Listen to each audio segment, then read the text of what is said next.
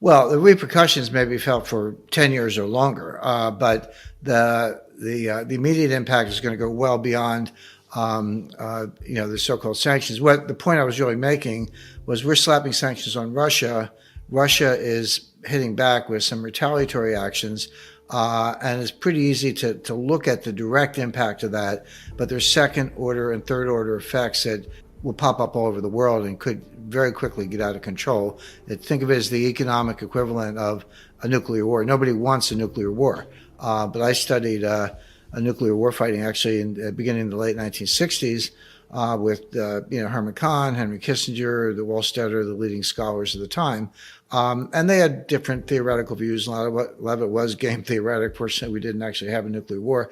But the one thing they all said in common, the one thing they all shared was, don't go there. And what they meant was that nobody wakes up and says, oh, gee, I think I'll start a nuclear war today. What a good idea. That never happens. What does happen is you get into an escalatory situation, back and forth, where you're escalating, and you end up in a nuclear war. You never intended it, never started out that way, but you end up there through escalation. Now take that, and that is good analysis. Take that and apply it to what is now, I would say, the first full-scale economic war, sanctions war. We've had sanctions, for a long time. I mean, going back to at least the 70s with Iran, but even before that, I mean, FDR put sanctions on Japan in August 1941, and then 5 months later they bombed Pearl Harbor. So the not coincidence, but the coexistence or interaction of economic sanctions and kinetic warfare is nothing new. So we've had it before. Nothing on this scale. This is unprecedented in its scope and application.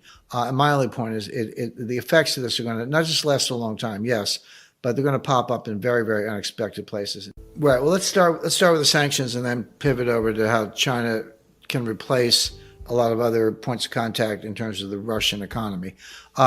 These sanctions will not work to stop the war or slow the war or change the outcome of the war. Now, they absolutely punish the Russian economy. Yep. They punish Russian individuals, consumers, Russian citizens. They're going to have fewer options, more expensive goods. Their economy is going to slow down. Unemployment will go up. The ruble is devalued. All those things are true.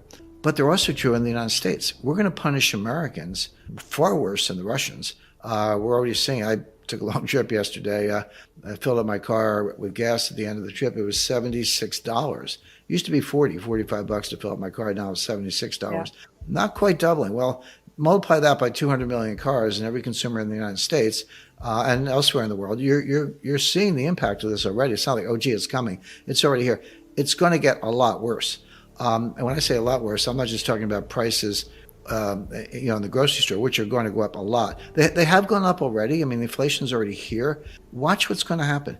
Ukraine's kind of one of their nicknames is the breadbasket of Europe. They provide about, Russia and Ukraine together provide about 25% of the grain exports in the world.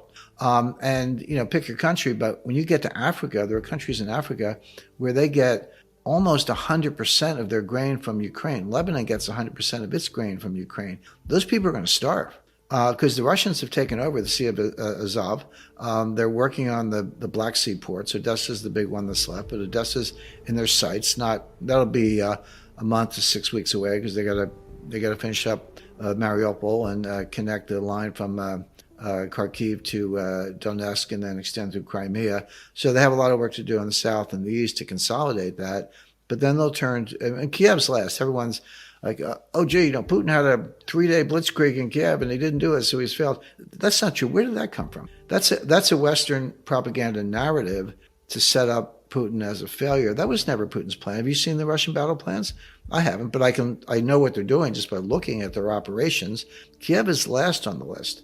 They want to get Odessa first, but when they do, and this may already be the case because the Russian Navy is in the Black Sea, there are not going to be any exports from Ukraine, and the U.S. has banned most exports from Russia. And Russia has retaliated by saying, we're not going to export you anyway, even if you didn't have a ban. You're on our banned list. But you take 25% of the world's grain exports off the market. Tell me what that does to the price of wheat. And by the way, wheat's not just a loaf of bread. Most grain is used to feed livestock. So it goes straight through the price of pork, chicken, beef, etc. You're looking at things doubling or more.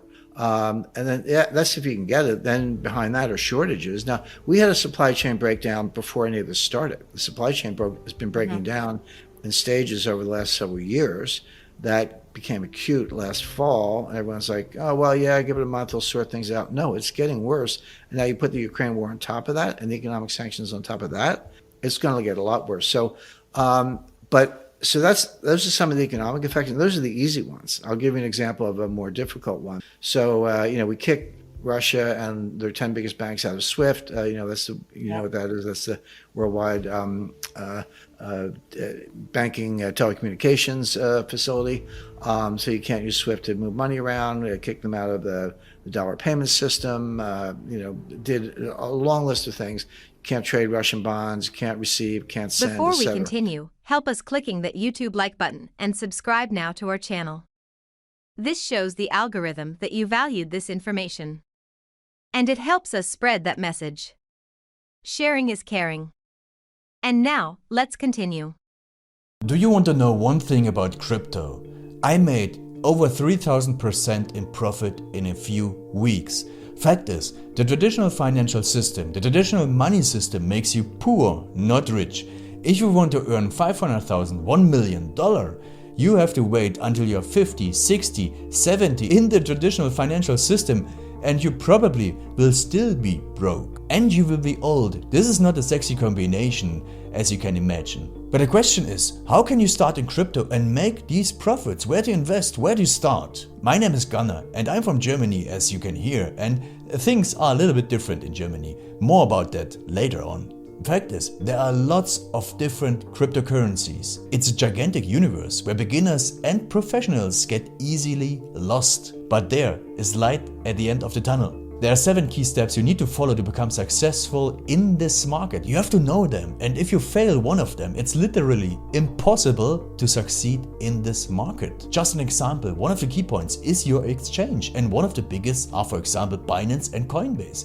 These are trusted and well-established exchanges, but, and this is a big but, you won't find the super profitable coins on those exchanges. The unknown super profitable coins that get gigantic profits are not traded on those kind of exchanges. They are traded on much smaller insider platforms that are barely known. And I can tell you what those super secret exchanges are and why they are so profitable. And another super important thing are the right information sources. The point is, the internet is gigantic. There are hundreds and hundreds of YouTube channels, blogs, pages, and much more. And there are also market makers and influencers. For example, Elon Musk, he is not a crypto guy, but the moment he recommended Dogecoin, it went through the roof, to the moon, so to say. But why did he recommend it?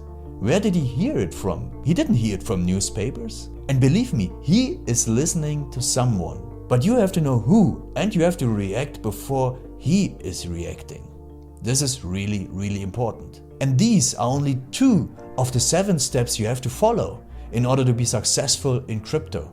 And if you want to know all of these steps in much more detail, and if you want to have a comprehensive checklist, here's what you should do. There is a link below this video. Click on this link and you will get the opportunity to subscribe to my channel. Click on the link and you will see a video where I explain the next steps. So see you soon. Click on the link now. I'll see you there.